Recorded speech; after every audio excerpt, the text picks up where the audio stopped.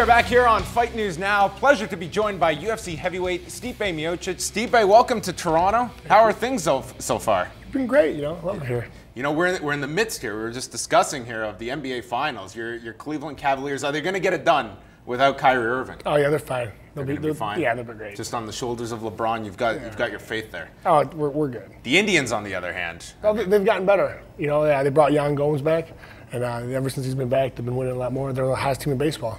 Well, I believe that you are the biggest export right now coming out of Cleveland. Doing fantastic in the UFC heavyweight division. You've had a couple of weeks now to kind of digest the win over Mark Hunt. Have you gone back? Have you watched the fight? And just tell us a bit about what you took away from that fight with Mark Hunt. Yeah, watched a little bit, with my coach, going over it and stuff like that. Kind of like, filming.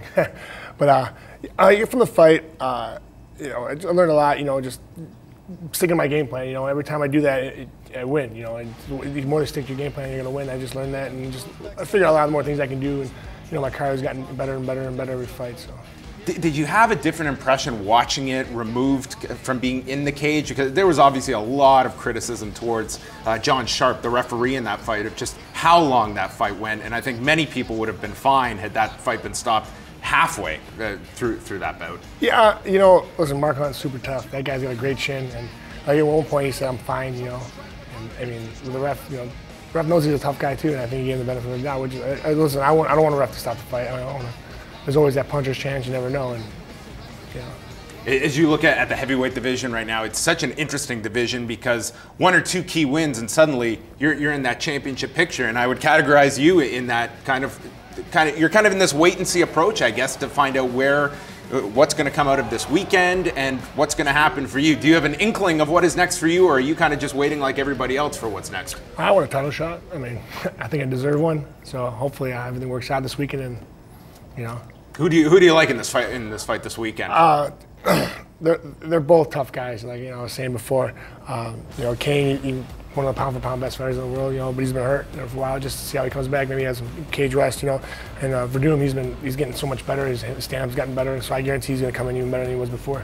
Did you like the idea of introducing the interim title? Because it's been a long time since we saw Cain Velasquez fight, and for fans, I mean, I think they want to see championship fights, and you as a fighter, you want to be fighting for that title rather than it being on ice for a year and a half. Yeah, I mean, it's hard, saying because Cain's been doing so well. He's been, beating people up easily, and so I just listen. I can't wait for the fight this weekend, and hopefully I get my shot next, which I do want. It's an interesting time period. Just last week, the UFC introduced their new drug policy, partnering with USADA. From your perspective, is this just all good news for you? Yeah, I mean, I think I think using illegal substances is banned. It's not good. They do in the NFL, anywhere. And so why would a guy get a upper hand? If he's using, what I'm saying? Yeah. I like it. Is that something you ever give much concern with, with opponents that you might have your own suspicions of if you hear things through the grapevine, or is that something you just have to turn off? And I just turn it off, man. Listen, I'm here for me to get better and train, and even though guys might use for help, who knows? I'll be fine.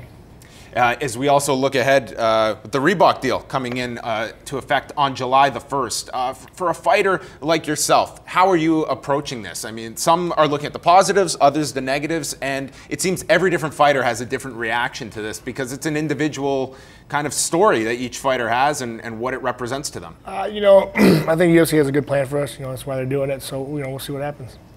Also, chatting about heavyweights, we saw Big Ben Rothwell over the weekend getting a very impressive win over Matt Mitrione.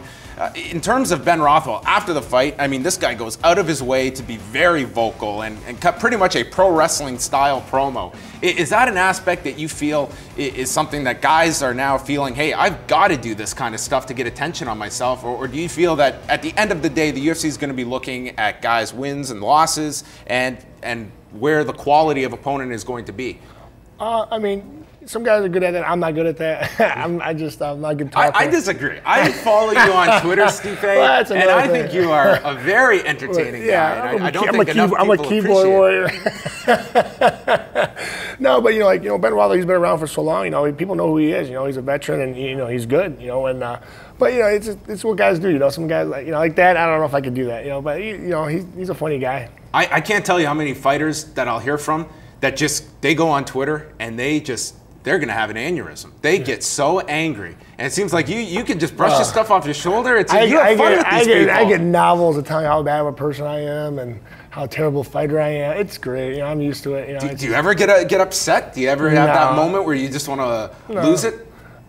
No, I just laugh. See, I think you approach Twitter the right way. I think it's just, who cares what they say? You see what people say about me.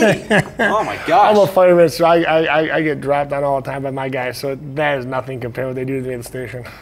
Do you have fun just engaging with fans? Is that just kind of like a hobby for you? Yeah, it's fun.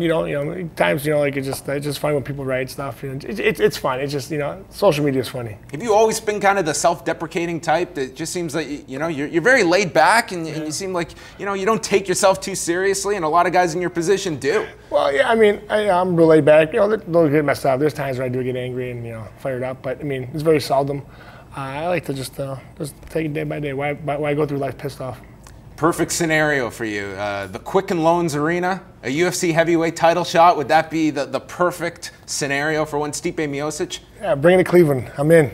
Let's do it, UFC. Bring it to Cleveland. All right. Stipe Miocic here, pining for a UFC heavyweight title fight. Very much appreciate the time, Stipe.